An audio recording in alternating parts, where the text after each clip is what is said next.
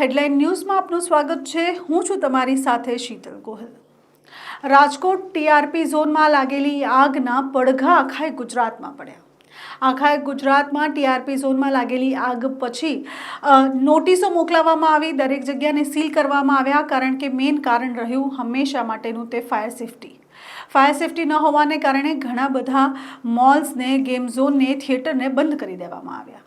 જ્યારે mall, theatre અને આ રીતની દુકાનો અને એની સાથેના જે નાના મોટા શોપિંગ સેન્ટર છે તે બંધ કરવામાં આવ્યા। તેના પછી રાજ્ય સરકાર વળી વોટર પાર્ક પછી નદી અને તળાવ તરફ, નદી તળાવો પર પણ નહાવા પર મોટો પ્રતિબંધ લગાવી દેવામાં આવ્યો। એટલે કે ગુજરાતમાં પણ એવું થયું કે જગ્યાએ જગ્યાએ જળાશયો પર પ્રતિબંધ મારી દેવામાં આવ્યા। અને જો વેકેશનનો સમય છે, તેમાં ઉનાળો છે અને એવા સમયે આવા જો પ્રતિબંધ લાગે તો વિદ્યાર્થીઓ જે લોકો વેકેશન માણવા માટે એક સ્થળથી બીજા સ્થળે જાય છે તે લોકો શું કરે? એટલે પ્રજાની પણ હાલત અહીંયા ખોફડી જ થઈ, કારણ કે પહેલાં અમે કહ્યું હતું કે કરે કોઈ અને ભરે કોઈ, કરવાવાળા કરીને ચાલ્યા ગયા, પણ હવે જે પ્રજા છે ગુજરાતની તે ભોગવી રહી છે, કારણ કે વેકેશનનો સમય છે, બાળકો ફરવાની જીદ કરતા હોય, માતા પિતા તેઓને ક્યાંય લઈ નહીં જઈ શકતા હોય, અને તેની સાથે બીજી વાત એ છે કે રોજગાર ધંધાઓ ઉપર પણ ખૂબ મોટી આની અસર જોવા મળી, કારણ કે જ્યારે નદી જળાશયોની આસપાસ નહાવા માટે લોકો જતા હોય ત્યારે ગામડાના લોકો નાના સ્ટોલ ત્યાં ચલાવતા હોય અને તેનાથી તેઓની રોજીરોટી ચાલતી હોય। વોટર પાર્કમાં પણ કંઈક એવું છે, વોટર પાર્કમાં જે લોકો કામ કરતા હોય તે લોકો ખૂબ ઓછી આવકે કામ કરતા હોય, અને તેના પછી આ વોટર પાર્કો ઉપર જ્યારે સીલ મારવામાં આવ્યું એટલે કે ત્યાંના રોજગાર ઉપર પણ મોટો પ્રશ્ન લાગી ગયો। વાત એ છે કે છેલ્લા કેટલાક સમયથી રાજ્ય સરકાર દ્વારા બધા જ વોટર પાર્કને બંધ કરી દેવાની વાત કરવામાં આવી। તેવામાં એક વોટર પાર્ક જેની ઉપર બધાની નજર ગઈ તે વોટર પાર્ક છે સંકોઝ વોટર પાર્ક। જી હા, વર્ષોનું જૂનું સંકોઝ વોટર પાર્ક જે મહેસાણાની શાન પણ ગણાતું હોય, અને મહેસાણામાં એન્ટ્રી કરતાની સાથે જ એક મોટું સુંદર મજાનું વોટર પાર્ક છે તે સંકોઝ વોટર પાર્ક છે। બધા જ વોટર પાર્ક અત્યારે બંધ છે, બધા પર સીલ મારેલા છે, પણ સંકોઝ વોટર પાર્ક આજે પણ ચાલી રહ્યું છે। સંકોઝ વોટર પાર્ક ઉપર કોઈ પણ પ્રકારનું સીલ, કોઈ પણ પ્રકારની બંધ કરવામાં આવ્યું નથી। હવે તેના પાછળનું કારણ શું હોઈ શકે?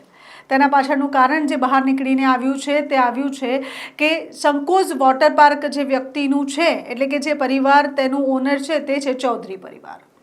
ચૌધરી પરિવારની વાત કરીએ તો મહેસાણામાં સારું એવું વર્ચસ્વ ધરાવે છે। મહેસાણા ડેરીના તેઓ પ્રમુખ પણ છે તેમ કહીએ તો ચાલે, તેઓ અગ્રણી છે મહેસાણા ડેરીના, અને તેઓની જે પહોંચ છે તે રાજ્ય સરકાર સુધી છે। એટલે જે લોકો મોટી પહોંચ ધરાવતા હોય, જે લોકો પાસે પૂરતા પૈસા હોય અને જે લોકો સારી એવી ઓળખાણથી લાગવગ લગાવીને પોતાનું કામ કઢાવી શકતા હોય તેવા લોકો માટે કાયદો ઝૂકી જાય છે। એટલા માટે જ હાલ સંકોઝ વોટર પાર્ક ચાલુ છે, અને સંકોઝ વોટર પાર્ક ચાલુ તો છે એટલું જ નહીં, પણ પેપરમાં ફરી એકવાર લોભામણી જાહેરાતો પણ કરવામાં આવે છે। આ દરેક વસ્તુ ઉપર નજર પડી છે બીજા બધા જે સાથી વોટર પાર્ક્સ છે તે લોકોના માલિકોની, અને તે લોકોએ આના ઉપર પ્રશ્ન કર્યો છે કે શા માટે સંકોઝ વોટર પાર્કને ચાલુ રાખવામાં આવ્યું છે અને શા માટે અમારા બધાના વોટર પાર્ક ઉપર તાળા લાગેલા છે। હવે જ્યારે આટલી મોટી ઓળખાણ ધરાવતો, કેન્દ્ર સરકાર સુધીની ઓળખાણ ધરાવતા વ્યક્તિ પાસે આ વોટર પાર્ક હોય અને આ વ્યક્તિ જો એ વોટર પાર્કને ચલાવી ન શકે તો પછી તો તંત્ર ખોખલું, તંત્ર પછી શું કરી શકે? તંત્ર એવું જ કહે ને કે અમને પૈસા આપો અને અમે તમારું કામ કરીએ।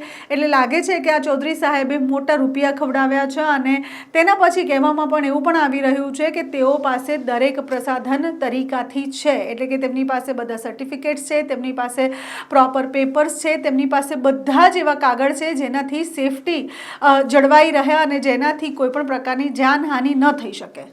હવે શું લાગે છે કે ગુજરાતભરના દરેક વોટર પાર્કમાં કોઈ પણ એક વ્યક્તિ પાસે આટલા પ્રોપર કાગળ નહીં હોય, ખાલી એક સંકોઝ વોટર પાર્ક પાસે જ હશે? હવે સંકોઝ વોટર પાર્ક ચાલે છે તેના ઉપર ઘણો મોટો પ્રશ્ન લાગી ગયો છે।